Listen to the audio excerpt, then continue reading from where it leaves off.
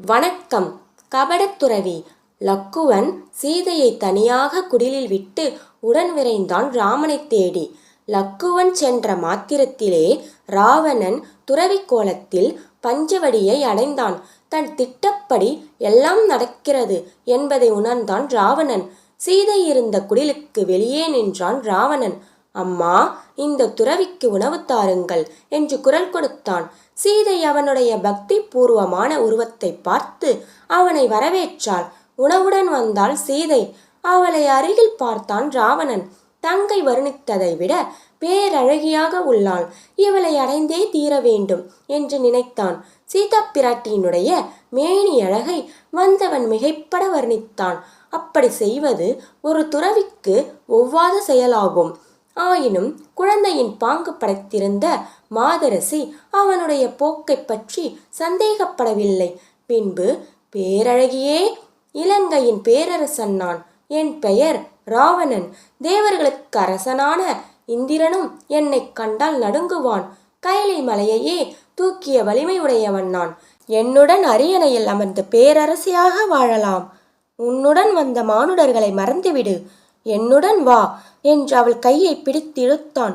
ராவணன் படைத்திருந்த அசாதாரண வல்லமைகளை பற்றியெல்லாம் கேள்விப்பட்டு மெல்லிய மேனி படைத்திருந்த மாதரசி அச்சம் சிறிதேனும் பூணவில்லை. ராவணனோ விரும்பியவாறு வெவ்வேறு வடிவங்களை எடுக்க வல்லவனாயிருந்தான். இப்பொழுது ஒரு பருத்த ராட்சச வடிவை எடுத்தான். சீதையை தூக்கி தன்னுடைய பறந்து போகும் புஷ்பக விமானத்தில் வைத்தான். அது வானவெளியில் பறந்து போயிற்று. அவளோ கதறி அழுதாள். வேடனிடம் சிக்கிய மான் போல துடித்தாள். அந்த வட்டாரத்தில் ஜடாயு என்னும் வயது முதிர்ந்த கழுகு ஒன்று ஒரு மரத்தில் அமர்ந்திருந்தது. முன்பொரு காலத்தில் இந்த ஜடாயு தசரத சக்கரவர்த்திக்கு தோழனாயிருந்து வந்தது. சீதையின் அழுகுரலை கேட்ட அது அவளை காப்பாற்ற நினைத்தது. விமானத்தின் அருகே பறந்து சென்றது. ராவணனுடன் கடும்போர் செய்தது. தன் அழகினால் அவனை கொத்தி துன்புறுத்தியது. கொடியவனான அவன் அதன் இறக்கைகளை வெட்டி வீழ்த்தினான். பறக்க முடியாது. அது கீழே விழுந்தது. உடலெங்கும் குருதி வழிய உயிருக்கு போராடி கொண்டிருந்தது. இலங்கையை அடைந்தான் ராவணன். தன் அரண்மனையையும் செல்வ வளத்தையும் சீதையிடம் காட்டினான். இங்கு நீ தேவர்களும் போற்ற பேரரசியாக வாழலாம். என் ஆசைக்கிணங்கு என்று இனிமையாக பேசினான். கொடியவனே, என்ன முயற்சி செய்தாலும் உன் எண்ணம் நிறைவேறாது. என் கணவரின் கையால் நீ சாகப் போகிறாய். என்னை விட்டுவிட்டால் உயிர் பிழைப்பாய் என்று சீறினாள் அவள். கோபம் கொண்ட ராவணன், நீ என்னை விரும்பித்தான் ஆக வேண்டும். உன் உள்ளம் மாற சிறிது காலம் தருகிறேன்.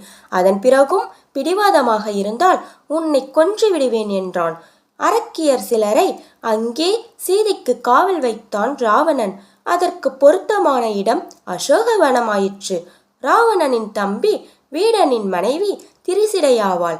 அவளும் அங்கே காவலுக்கு இருந்தாள். நல்லவளான அவள் சீதைக்கு ஆறுதல் சொன்னாள். எப்பொழுதும் ராவணன் சீதையின் நினைவாகவே இருந்தான். அதனால் அடிக்கடி அசோகவனம் வந்தான். கெஞ்சியும் மிரட்டியும் அவளை பணிய வைக்க முயன்றான். ஆனால் சீதையோ அவனை ஏறெடுத்தும் பார்க்கவில்லை. தன் கணவர் வருவார், தன்னை காப்பாற்றுவார் என்ற நம்பிக்கையில் உயிரை வைத்து கொண்டிருந்தாள். அங்கே ராமன் மாரிசன் இறந்த பின் தான் ஏமாற்றப்பட்டதை உணர்ந்தான்.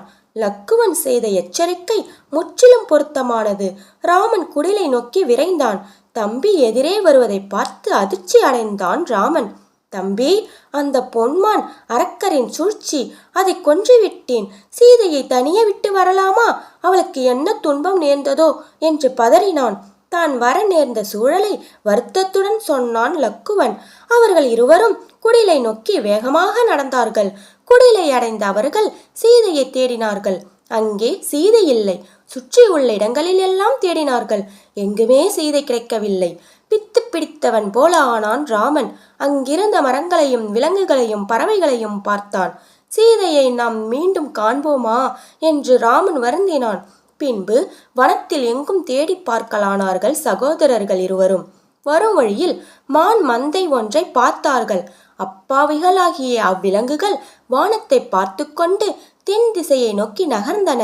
சகோதரர்களும் அதே திசையை நோக்கி நகர்ந்தனர். அதிவிரைவில் கழுகு வேந்தன் ஜடாயு அவர்களை சந்தித்தான். அவனோ உடல் முழுதும் இரத்தம் தோய்ந்தவனை தென்பட்டான். சக்தியை இழந்த வந்த பறவை எஞ்சியிருந்த வல்லமையெல்லாம் சேகரித்து கொண்டு தான் ராவணனோடு புரிந்த போராட்டத்தை விளக்கியது. அரை தூக்கத்தில் இருந்த என்னை சீதையின் கூக்குரல் தட்டி எழுப்பியது.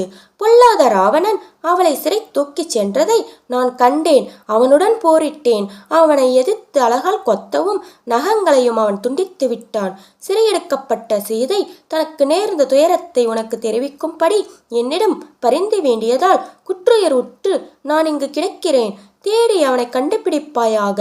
நீ ராவணனை கொன்று சீதையை மீட்டெடுப்பாய் என்று கூறி ஜடாயு உயிர் துறந்தான். ஜடாயுவின் முடிவைக் கண்டு சகோதரர்கள் இருவரும் பெரிதும் வருந்தினர். அவனுடைய சடலத்தை தகனம் பண்ணி ஈம கிரியை எல்லாம் முறைப்படி செய்து முடித்தனர். பின்பு காட்டுக்குள் பயணமானார்கள். தென் திசை நோக்கி பயணமானார்கள் இருவரும். விலங்குகள் நிறைந்த காட்டுக்குள் ஒரு விபரீதமான ஜந்து ஒன்றை காணலாயினர். அது சகோதரர்கள் இருவரையும் இரு கைகளால் பற்றியது. சமயோசித புத்தியுடைய இரு சகோதரர்களும் அந்த பயங்கர பிராணியின் இரு கரங்களையும் துண்டித்தனர். அச்செயலின் விளைவாக அதற்கு நேர்ந்திருந்த சாபத்திலிருந்து அது விடுதலை பெற்றது. சாப விமோசனமானதும் அந்த ஜந்துவுக்கு பழைய நல்லறிவு உதயமாயிற்று. அது சகோதரர்களிடம், என்னுடைய உடலுக்கு தீ மூட்டுங்கள், அதற்கு கைமாறாக நான் உங்களுக்கு நலன் ஒன்று செய்கிறேன் என்று அந்த ஜந்து வேண்டிக் கொண்டது. அதன் விருப்பத்தை நிறைவேற்றினர் சகோதரர்கள். சுடர்விட்டு எரிந்த நெருப்பினின்று கமந்தன் என்னும் பிரகாசம் வாய்ந்த வடிவம் ஒன்று வெளிக்கிளம்பிற்று. அது பேசலாயிற்று. ராமா, நீ சீதையை மீண்டும் பெறுவாய். அதற்கு பம்பா நதிக்கரையோரம் செல்வாயாக. அதற்கு அருகில் ரிஷ்யமுகம் என்னும் மலை ஒன்றிருக்கிறது. அதன் மீது சுக்ரீவன் வசித்து வருகிறான். அவன் உனக்கு தேவையான உதவியை செய்து சாதிப்பான். அதன் பிறகு அவர்கள் இருவரும் பல நாட்கள் பயணம் செய்தார்கள். கிஷ்கிந்தை நாட்டை அடைந்தார்கள். அங்கே ரிஷ்யமுக மலை இருந்தது. நன்றி. மீண்டும் அடுத்த பதிவில் சந்திப்போம். வணக்கம்.